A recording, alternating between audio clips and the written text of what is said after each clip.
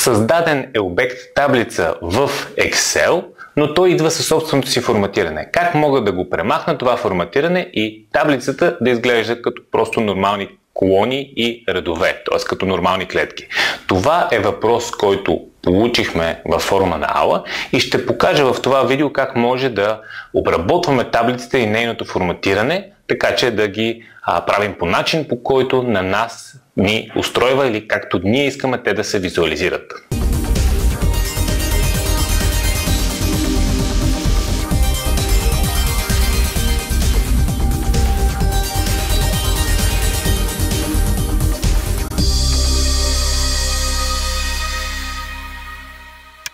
Получихме въпроса как след като сме форматирали една таблица като таблица да й махнем форматирането. Сега, честно казано, в нашите уроци не сме имали такъв урок, защото общо взето учим хората как да си форматират таблицата, а не как да си махат форматирането. Но се получават всякакви казуси, затова ще отговорим на този въпрос как да махнем форматирането. Ние може да имаме, примерно, да сме форматирали елементарно таблицата по този начин, примерно в Home сме си сложили цветове, сложили сме си различни от тук граници и очертания на таблицата и искаме това нещо да го махнем. Всъщност въпросът е, ако сме го направили като таблица, т.е. нека ще дублирам този лист, за да мога да го направя на таблица, натискам Ctrl-T и става на таблица, която си е вече форматирана като обект таблица и вътре може да сменяме дизайна на тази таблица по различни начини. Направили сме го така, но искаме да се върнем към предишната ситуация, в която просто ни е обикновени колони, редове и всичко си е в стария екселски начин. Това са, да го кажем, по-правилния, по-модерния, по-ефективния начин да обработваме таблица като обект таблица. Но ако сме без да искали направили този обект таблица и искаме да се върнем, имаме опцията Convert to Range, т.е. тук влизам в това поле и то е активно само ако съм избрал таблицата. Този таб е контекстуален и го няма, т.е. аз трябва да съм влезъл в таблицата, тогава ще се получи дизайн и мога да натисна Convert to Range и това ще ми го върне в предходното състояние. Като ми го е върнало в предходното състояние, тук са ми останали всякакви отцветявания и от таблицата. Единият начин, ако искаме, нека да се върна отново към таблицата, просто да изберем стил, който е по-семпъл. Той е някой от тези стилове, които са с по-малко цветове.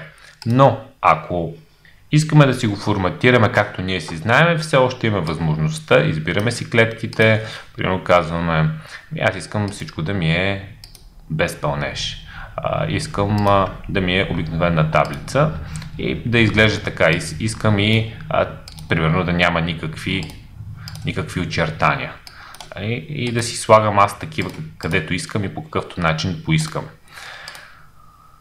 Имаме тази опция, но ако се върна назад, връщам се назад, имаме и опцията да изтрия цялото форматиране. Clear All, всъщност няма да го избирам това нещо, защото то ще ми изтрие таблицата, трябва да натисна Clear Format, т.е. да ми изчисти форматирането.